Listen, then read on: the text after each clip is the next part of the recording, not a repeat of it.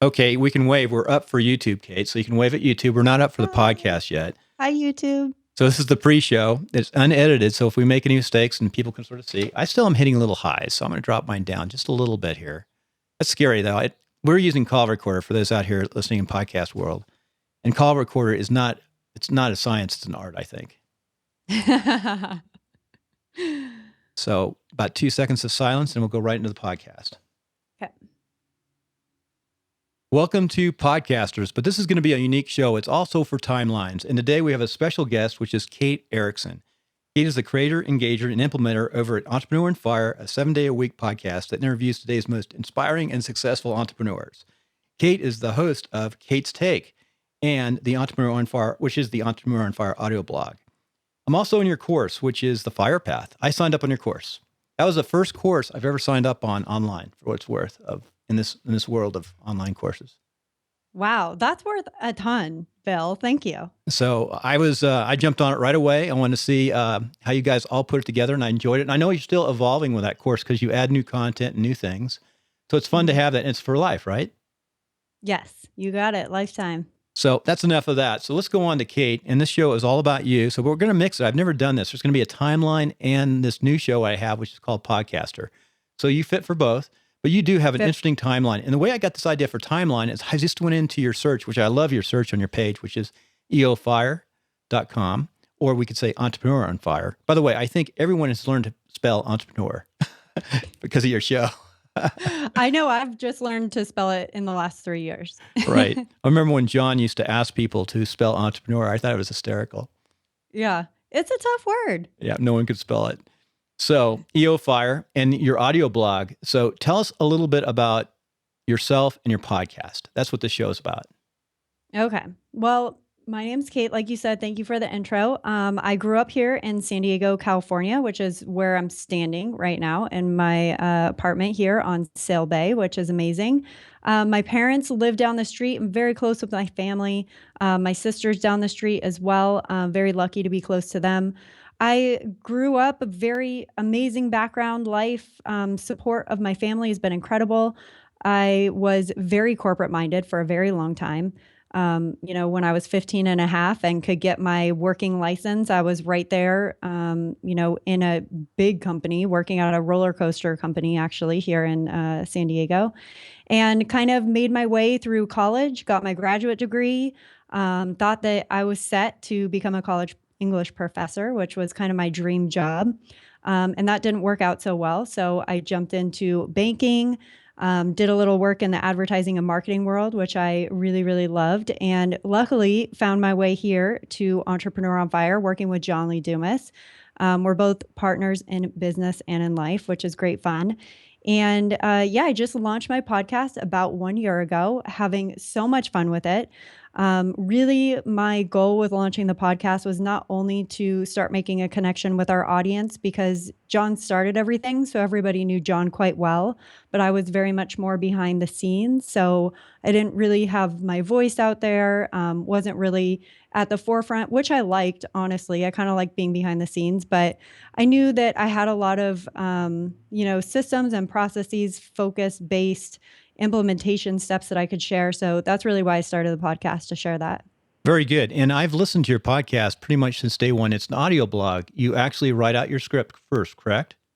Yep. And then you just read it and you really think about it. How long does it take you to put that together? It varies depending on the post content. I mean, some of my posts are 3,000 words, and that, of course, takes quite a long time. I'll spend a few hours writing posts sometimes. Recording, it's a lot quicker because, of course, the content is top of mind. I'm trying to be better about not reading it word for word, so I go off the cuff a lot on the podcast.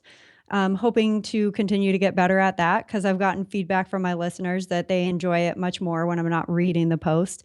But I would say on average, to write the content, edit it, get it ready, and record the podcast episode, schedule that, probably looking at about 4 or 5 hours.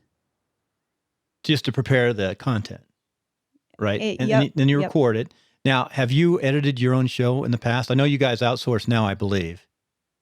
Actually, John and I are both editing our own show. We do have some content that we outsource for editing, but Entrepreneur on Fire, the podcast, and my podcast, Kate's Take, We both do our own Wow. editing. Wow. That's to me, and in the podcasting world, the editing is the most time consuming. It's like homework.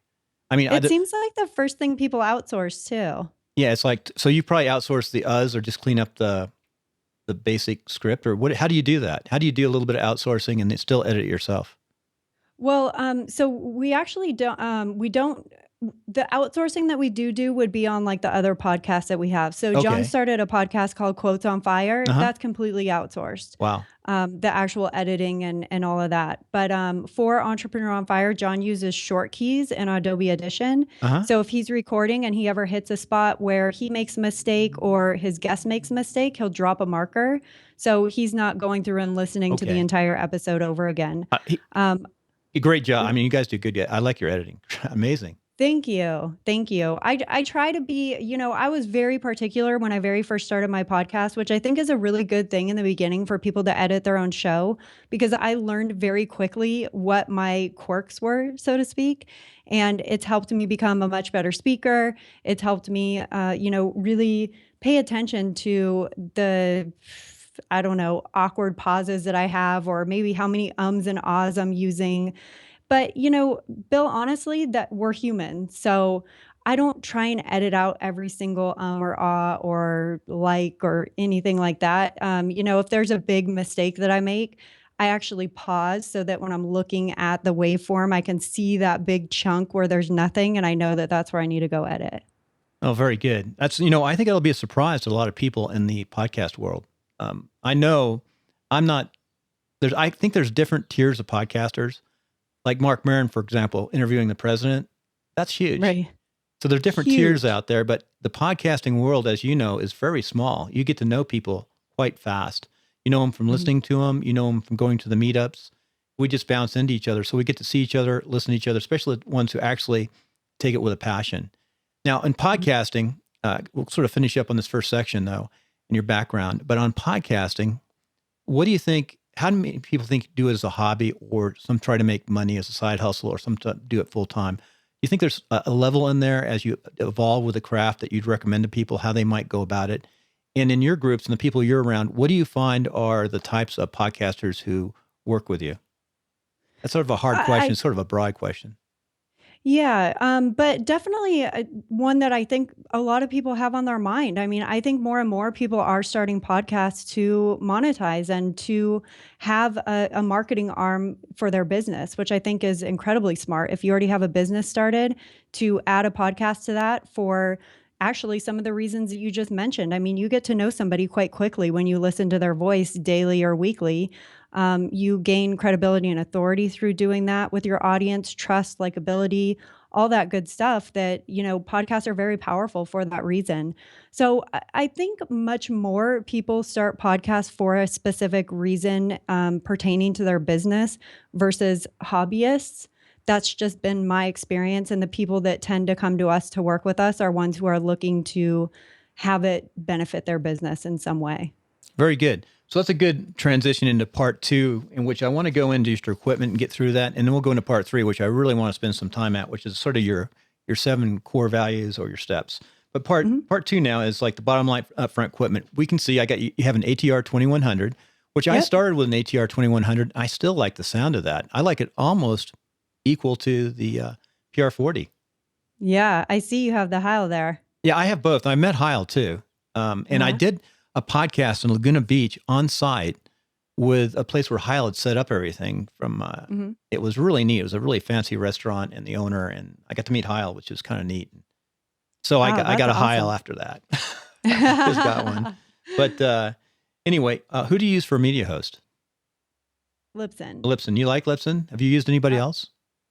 We're also on SoundCloud for Entrepreneur on Fire. SoundCloud's great. I think that the reason that I really love Libsyn is because I know that they're all in on podcasts. SoundCloud's awesome. It looks good. I know they have a lot of great functionality. And so, we recommend SoundCloud to people as well. But, what I really love about Libsyn is that they are all about podcasts. Very good. Now, what are some of your favorite technologies that you apply to produce your show? Gosh, I mean, really, for the podcast, I love Adobe Audition. That's what we use to record and edit. I have such a simple setup. I mean, what you're looking at right here, I just have my ATR. It's a USB plugged straight into my MacBook. That's it. That's all I use. So when I'm recording my episodes, which is quite easy because it's a solo show, I'm not interviewing anybody like you are now, Bill. I'm just recording directly into Audition. So really the technology and capabilities I use to actually record and produce my show, very, very low barrier. In terms of, productivity for work in general, I have a ton of tools that I love to use. I use Workflowy, which is a note-taking type system like an Evernote. I use Text Expander. Have you heard of Text Expander, Yes, I Bill? have. Yes, I have. Yep. I think John's talked about it. Yep. Love that tool. It's basically allows you to create short keys for words, phrases, even paragraphs, so that you can quickly type out things that you type on a regular basis. I love Rescue Time. Rescue Time has been a huge help for my productivity, getting lots of things done in an efficient manner. Rescue Time is a tool that you have running in the background on your computer all the time. They actually have a free version, which is quite great.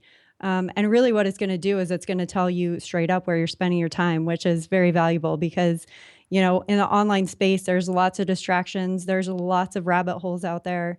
So Rescue Time has really helped me get straight with my time. And that's so important, time management. I think we'll probably talk about that in the last section. To me, that's, as a podcaster, it's sort of an unknown thing, but podcasters are always busy, especially when they start, because you're creating content now, and content takes time, doesn't it? It's like writing. Absolutely. So that sort of finishes up the mechanical, technical side. That's good. Now I'm going to get into the fun side. And this is sort of going back into your beliefs and your philosophies. And it's sort of like, this is fun. It's sort of half timeline, but it's more this new podcaster show which I'm playing with. I'm only interviewing podcasters, by the way, in the show. Kind of fun. I love that. Just podcasters. Timeline is going to go more to, I interview more to like interviewing just people who aren't podcasters. It's more difficult, and the sound may not be as good. But for example, my very first podcast on Timeline was my uncle, who's a P-38 pilot and was Guadalcanal in World War II, and he's great shape. And he did a great podcast. And it's still my favorite. Episode 1 of Timeline of Success. So, but that's what's going to go. So, but you're going to be on both. When I have somebody like yourself, I want to try to push them on both. I think that's good. I don't know how many people have done that, joint 2 different locations, but we'll see how it goes. Yeah, no, I really like that. If you think that the content could benefit both audiences, why not, right? Hey, I do have one last question before we go into tying it all together. What do you think and I asked this to Rob Walsh yesterday, how do you make new and noteworthy? What's the tricks? The iTunes secret sauce. Making new and noteworthy, nobody knows iTunes algorithms. So I can't claim that this is exactly the way to do it. But the formula that we have set out is you launch your podcast with at least 3 episodes. You want to do an intro episode where people can actually get to know you. Releasing with those 3 episodes is going to automatically help your downloads out of the gate, because somebody that's discovering your podcast for the first time isn't just going to download 1 show. They're going to download 3, which is multiplying your downloads already. So definitely downloads. Ratings and reviews are very helpful. So if you have maybe like a launch team, your family and friends that are helping support you on your launch, having them listen into your first few episodes and give you a rating and review, that always helps in the rankings, we found most times. And then subscriptions, having people subscribe to your podcast seems to be something that really moves the needle for people in iTunes. So again, that's where maybe like a launch team or your family and friends come into play, where you can say, hey, I just released a podcast, email, your mom, your dad, your brother, your sister, your aunts, your uncles, and anybody else in like online communities you might be a part of, to let them know that you launched. I would say those 3 things: downloads, ratings and reviews, and subscriptions are what is going to get you into new and noteworthy. Yeah, that's very good advice, and totally understand it. And what I found too is maybe your first podcast, you don't make new and noteworthy. So you play around with that first podcast. And the other thing that I do, and this is how I make our money in our business, is we build basic websites for podcasters, real simple websites. They're not expensive, that basically tie them into a way through MailChimp, which costs nothing, to collect email addresses. So I'm trying to keep that cost down. I'm playing with the price point, which is also a fine art. John's always saying, charge twice as much as what you think you're worth. So I just took that advice. Yeah, I doubled my price after doing 5. So yeah. And is it working out for you? Yeah. And I enjoy it. I really enjoy it. And I've learned so much. We had a little discussion before we came online today, Kate, and I told you about what the podcast has done. One of my podcasts is called WP Tonic. And basically over here in Reno, we have a lot of tech people, and they're really crazy. And I'm enjoying these folks well, and I sort of help them put together a podcast. We do also a Google Plus Hangout, which turns into a podcast, which brings WordPress meetup leads across the country together. And I'll tell you what, these guys are crazy. One of them is a multi-millionaire who escaped California and came to Reno, and it's trying to keep a low profile. And I think we're going to give him a code name because he doesn't want to come on, but he helps us in the backside because of the taxes. He's like escaping California. He thought he would. Yeah, maybe that's why he's a multimillionaire now. Yeah, I mean, he's done real well. He's a fun guy, but it's all high. It's well over my head. He went to Berkeley, and it's all rocket science. But anyway, nice. Side note, here's the fun part and our last part, tying it all together. I really want to find more about you, and then we're going to talk about this. I'm not sure what I'm going to call this in the real show. Your episode, I think 6 on podcasters. And I'm going to probably launch around episode 10 or 11. I'm going to take your advice and launch 00, 1, and 2. By the way, I do a lot of reviews. And I always listen to 00 before I do a review, and I listen to their most recent podcast. And I do take my time. I listen to the entire thing. I just don't write a quick review because I learn from those podcasts too. Right. Yeah. I think that's an excellent point. It's not about getting as many ratings and reviews as you can, whether they're honest or not. It's about getting truthful ratings and reviews from people who have actually listened to your content. Right. And if it needs work, I'm going to send them a private note and not put a negative review on. But that's what I do. Yeah. And I enjoy it. I try to do at least three a week. I think it's good for podcast. That's part of being a podcaster. You got to give back, right?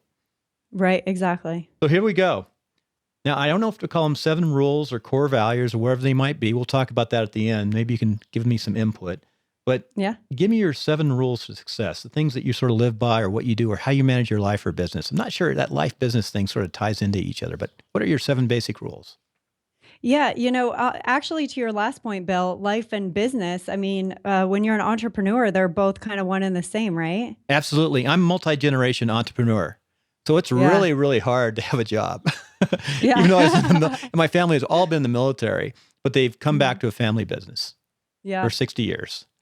Wow. And I'm the youngest, so I'm like in the management of my family business, so I had to go out on my own, always. Okay. So it's hard. I understand. It's once you become an entrepreneur, it's difficult. And I was going to ask you a question at the end too. Well, before you go to your 7, I was going to ask you this at the very end, but I'm still going to ask you. You still want to be a college professor inside? No. I think that'd be neat to do. I ran a special program. I worked with PhDs in Afghanistan, and they're kind of neat people. So there's nothing inside that says you want to go and maybe get that PhD someday. And I have thought about getting my PhD. I've got to be honest there. But when I think about being a college professor, really, my passion and drive to do that was to give back the same inspiration and everything that my college professors gave to me, because I have a lot of college professors that I still consider, very strong mentors and helping shape my life, really. And that's really why I wanted to be a college professor, so that I could pass that on to others. Now, what I do here at Entrepreneur on Fire, I feel like I'm doing that every day, but to thousands of people at a time versus a classroom of 18 or 20. Right. No, you're touching a lot more people, that's for sure. Yeah. So I still feel like I'm living out that passion just in a different way, and I love it. Well, maybe it could be PhD, doctor. Yeah. That'd be good on podcasting. I go back in the art of communications and podcasting. That's a new and evolving field. For what it's worth, last thought of mine, because it's really about you, but when I led these PhDs in Afghanistan doing research, it was an amazing job. The military sent me back to school for a while in anthropology. They're anthropologists. And they taught. Many of them taught at the universities, and we pulled them in, the best and the brightest. But they're probably as close to entrepreneurs as anybody I've met, and they're doing things they're passionate about. They're writing papers and research, scientific approach, and they were trying to do things that helped humanity at doing this research. So I think they were very unique people, very strong people, just like entrepreneurs. So there's very much of a parallel there that I saw, at least. Yeah, absolutely. I agree. From what you're saying, it sounds like it. So maybe someday we'll hear, and you're young, we'll hear Dr. Kate, a real maybe PhD. Someday. You'll be the first person I call. Okay, we're all done. I'm going to actually let you talk now. What are your 7 rules of success? All right. You want me to just bust through these, or are we going to take some time? No, I'd like you to sort of maybe go through them real fast and then go back one by one if it's okay. Okay. So in no particular order, 1 is you got to have focus. 2, you got to move and be physical. You have to have some type of physical component to your life to be staying healthy. 3, you have to know your avatar, your perfect customer. 4, you've got to take time out to celebrate. And I don't care if it's a small win or a big win, or maybe something that you're not even sure if it's a win. You got to take time out to celebrate. 5, you have to embrace fear. And that's perhaps one of the most important things I've done on my journey as an entrepreneur is learn to embrace fear. 6, join a mastermind or some type of community of like-minded people to support you and who you can return that favor to. 7, value your, oh, I only get 7, huh? You know what? You can add a couple more because I'm still working with this. My theory is I don't think I can limit people to 7. I need to say from 3 to whatever, 3 to 15. Keep on going. Okay, I have 8. So 7 would be sleep, and that kind of goes in with like the physical Wait a second. and We health just talked about component. value. What? Let's see. 6 was 6 was join a mastermind or a community. and 7 is sleep. Sleep. Oh, I love that. If you looked at my stuff last night, I sent you a late email. Yeah. Oh, I saw that. You actually, you know what I thought about it, Bill? Because I think the email was timestamped 12:06 a.m. Yeah, I meant to send it yesterday, and it was late. It was a long day yesterday. Sleep, but I believe sleep is so important, and I definitely value it. And 8 is to be consistent. Ooh, interesting. Be consistent. Now you have to go back through those. Okay. So, number 1, having focus. There are endless distractions in our world, especially as an online entrepreneur. There are black holes everywhere waiting for you, rabbit holes everywhere waiting for you. And it's really easy for 5 hours to go by when you aren't even sure what you just did in those 5 hours. So I think having that focus, John has a great acronym that he repeats probably 10 times a day. Follow one course until success. You got to have that focus. I really believe that that is a must for success. Okay, very good. We got All the right. focus down, and I never heard that in the Army. And the Army is filled with acronyms. Great acronym, focus. Follow one course until success. Very good. You got it. So 2 is physical. Stay physical. And now I know from your background, we didn't go into it, but you like sports, right? When you're young, we're real active. Love sports. Yep. Thanks to my parents. So I didn't like it at the time, but they always made me be involved in all these sports and stuff. So what type of sports? For it now. Well, in high school, I was a triathlete. I did volleyball, basketball, and softball. Those were my 3 sports. Oh, very good. These days, I'm very much into running. I've done a few half marathons, which I really enjoy. But, the more and more I look into health and fitness, the more and more I find that running isn't really the best thing for you because of the impact. Mm-hmm. So I'm looking at other ways to. I also do the Shaun T Insanity workouts. Oh, I've done that a few times overseas. Oh my gosh. Did you like it? It's painful. I was an older officer, and most of the officers on a fairly high level staff were like majors and mid grade, like 30s. Yeah. I stayed in pretty good shape. This tough. We did all sorts of stuff. Yeah, Shaun T. Wow. Yeah. Gets it done. I love the Insanity workouts. Yep, I mean, I've never felt better than when I'm doing those workouts because they just kick you in the rear. But I think fitness is so important to success because, I know for me, and I've heard this countless times, if you're not feeling good physically, you're not going to be performing at your highest. So I definitely think that I value that very much. So number 3, your avatar. Yep. Yes. Number 3. Knowing your avatar, your perfect customer, that one person out there who absolutely wants and needs so badly what it is that you're providing.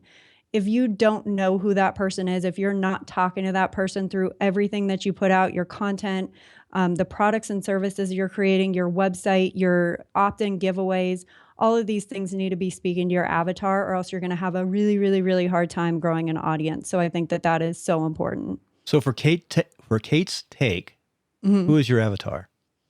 My avatar is an entrepreneur who's working in their business. They're just getting started, and they have all the pieces moving and laid out. So they're starting to grow their business, but they're not really sure about the actual implementation of everything that they're learning online.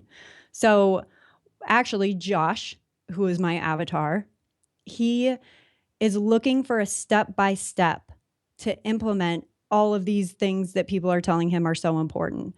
He wants somebody to walk him through the 7 steps to building your email list, the 5 steps to understanding who your avatar is. So that's exactly what I aim to do through my podcast, is provide that step-by-step implementation, behind the scenes type stuff, not so much about, this is important because, but this is how you do this. That's really good. Now, I think I'm going to add something to that. I just thought about this because avatar has always, I'm probably not really good at defining my avatar on my 4 shows. I'm pretty eclectic, but I'm getting better. But I think there's a bell curve where it goes up. Maybe your avatar is right in the middle, but there's on that bell curve on both sides, there's other elements that come and listen to your show. And I'm probably one of those, but I do meet some of them. For example, I'm a lifelong entrepreneur, multi-generation. So it's really difficult, other than service and duty to my country and community, to do other things. It's just hard to do. It's hard to explain. And it's tough being an entrepreneur. As you know, money goes up and down, and you see a lot of entrepreneurs. You guys have done really well, but it always hasn't been easy. So there's a curve there. For me, I'm 58, have had several careers from design, build, construction to the military. I consider military after 34 years of active reserve a career. But so I'm off to the right. I'm an entrepreneur, but one thing that brought me into your show, your course, which is a very good course, it's more than just the basics. But I always believe no matter who you are, you have to look at the basics and go back to the basics and restart. Have you heard of, for example, some of the coaches that always start teaching their players with the basics each year? Yeah, absolutely. John Wooden, my favorite coach by far. He would go back on the first day and teach them how to tie your shoes. Your show does more than that, but your show is a solid foundation of an entrepreneur, how to start thinking. Yeah. I love that. Thank you for that. It's definitely something that I try to achieve every time I get on the microphone. But to your point, and I love that you brought this up, Bill, nailing down your avatar and defining that one person, that doesn't mean that other people aren't going to be attracted to you and what you offer. Absolutely. It's just going to help you a lot along your journey. Make decisions when you come to that fork in the road. Make those tough decisions when, we feel so much, especially as solopreneurs, that everything is up to us. Everything rests on our shoulders. And having your avatar takes that weight off of your shoulders, because it's really not about what you want and what you want to do. It's about what your avatar wants. Very good. So celebrate. Number 4, yes. Celebrate. I come across so many entrepreneurs who are all about focusing on the negative things that happen in their business and falling down roadblocks, dead ends, pivoting, having to give up, all of this stuff. But there are so many times on our journey that we could be celebrating the small milestones that we're accomplishing, and we don't. And I think that this is so integral on your journey, because when you do take the time out to celebrate those little wins, that's going to help you gain momentum and traction. That's going to help you get to the next step on your journey. And so I really think it's important to take time out and celebrate those wins, even if they're small. How do you celebrate your wins? I acknowledge them. I honestly think a lot of people have things happen to them and they just they're already on the next thing. I like to just stop and acknowledge that I've just accomplished something, that I've just reached a milestone that I've worked really hard to get to. And for maybe some of the bigger celebrations, it's a nice dinner out. Oh yeah, that's what I was thinking. Something like that. Yeah. I love doing that too. Any places in San Diego you recommend when I get down there? Oh man, I have a lot of good recommendations for you. Very good. Actually, one of our favorite places is there's a hotel right down the way from us called the Catamaran Hotel, and they just totally remodeled and redid their restaurant there. It's bayfront, it's beautiful, and they have really great food. Yeah, food is great, from Mexican to the seafood, all along the coast of Southern Cal. And yeah, I miss it very much so. So number 5, I didn't quite get my note down. Embrace, is it freedom? Embrace fear. Oh, fear. Yep. Oh, fear. Embrace freedom too. That's what it's all about, right? I scribbled down fear. Tell me about this embrace fear. We as humans are going to feel fear for a lot of things, especially as entrepreneurs. We're out on our own. We're not sure if we're good enough. We're not sure if we have the right information. We're not sure if people are going to react to it. The imposter syndrome, wondering why me? Why is anybody going to want to turn on my podcast? Why is anybody going to care what I have to say about defining your avatar, discovering your niche, or any of that? And all of those things are things that will hold you back from accomplishing what it is that you truly want. And so until we can learn to embrace the fear, accept that it's not going anywhere, because we can't just make it go away. Some of that stuff's going to become easier over time. And, what's scary to you now might not be scary to you in 5 years, but something else is going to be scary to you in 5 years, something much bigger. But the point is that unless you start embracing that fear along the way, you're never going to get yourself to those big things. And I've found that on my journey, launching my podcast, that was very scary for me. You're an English major. You should be at communications. Yeah. But, putting myself out there, and you're opening yourself up to failure, really, the potential of failure. But, if you can't learn to start embracing fear, taking baby steps, turning to your community for support, these are all ways to help you embrace fear, of course. But it's definitely something that I don't think you're going to build a successful business or feel successful as an individual if you can't embrace fear. That's a good transition into the next point, because I know that fear by yourself is terrifying. But as a group, whether you're in combat or you're creating something, when you have somebody around to talk to, it helps. Now, what's your next point? It's about joining a mastermind, correct? Yep.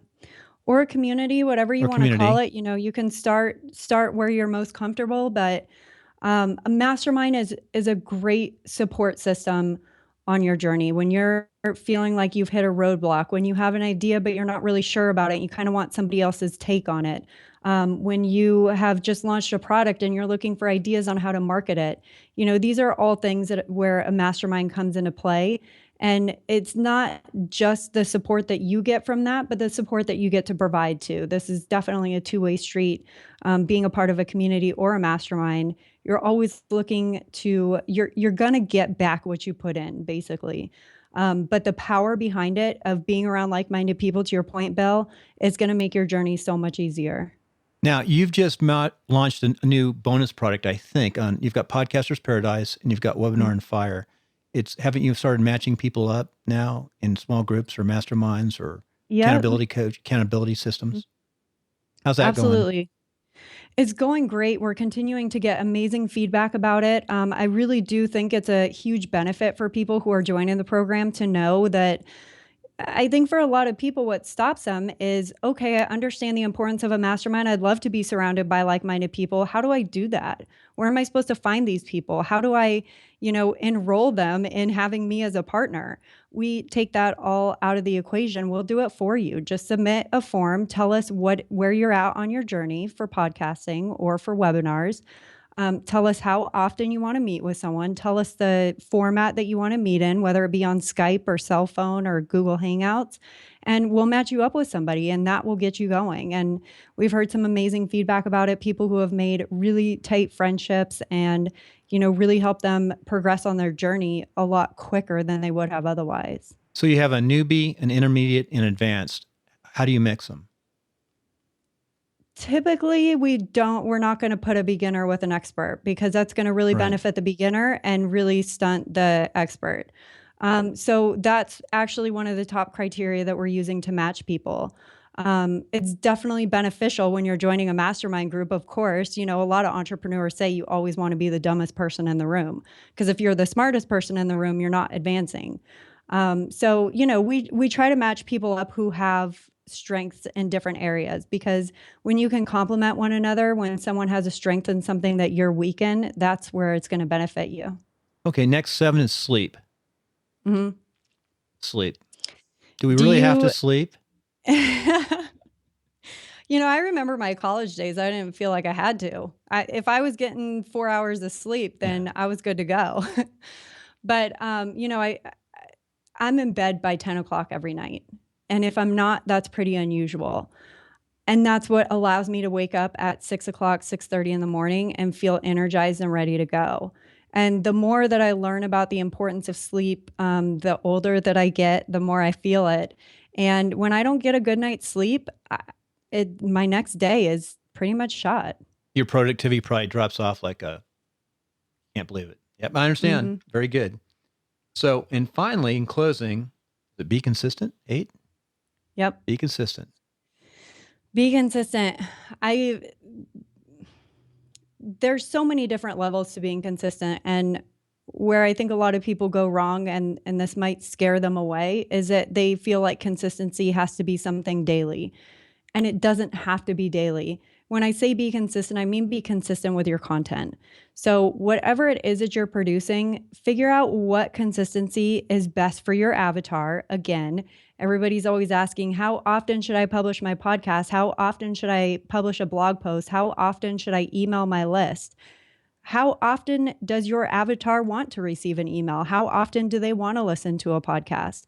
Figure out that consistency, and whatever that is for you, just stick with it, because that's how you're going to start to gain momentum and traction. That's how you're going to start to gain trust and credibility, is when you do what you say you're going to do. And a big part of that is being consistent. So you're applying that to your podcast. You could probably apply it to your life too. Everything. Very good. Absolutely. Well, that's a good way to finish up, Kate. And I really appreciate your time. We went a little bit long, and I apologize for that. They say I shouldn't apologize. We went to 35 minutes. Hey, we had a great pre-chat. Yeah, we had 10 minutes, and I really enjoyed that. And thank you. We'll keep you in 45 minutes, though. So tell the listener the best way they can connect with you. EOFire.com. That's where all the magic happens. And we'll have that link on our site. Very good. Thank you, Kate. And stay on for a second. We're finishing up the podcast right now. And we'll stay on with YouTube for about 2 more minutes and finish up. Sounds good. Thank you so much, Bill. So say hi to YouTube. Hi, YouTube. So we're still on YouTube, and this is the backside. Anybody can see how much editing we did, or I did.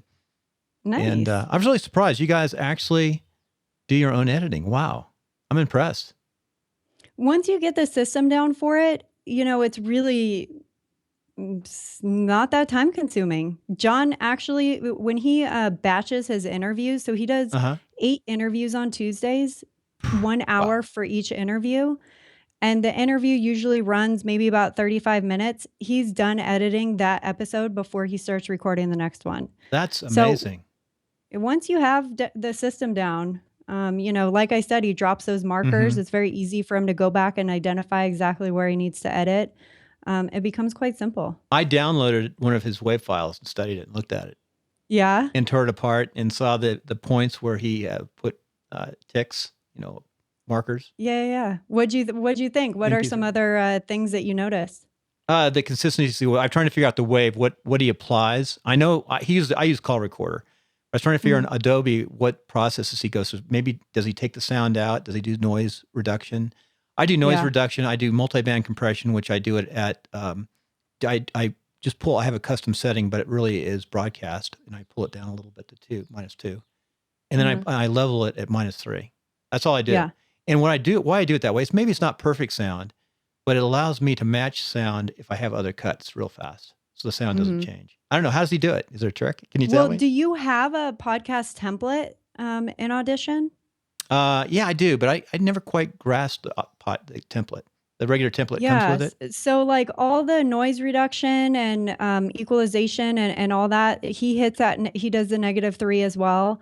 All of that's in a template. So he's never messing with anything in terms of levels in the recording, because it's an actual template that he set. Very good. Now, Podcaster's Paradise. I know you guys have done really well at marketing and webinars. By the way, I'm in the webinar course. I have your webinar too. And I bought that. Awesome. And I didn't buy Podcaster's Paradise. I would have probably if I hadn't started with another person. And that was Dave Jackson. Well, I like Dave. But Dave's great. Yeah, Dave has been around podcasting since 2004. Nice guy. But I think in retrospect, when you started, I think he was like under $200 initially. And then he went up. That's how I missed it. So I sort of stayed back, and I was already doing it. But in retrospect, I would have bought in at under $200 in a heartbeat.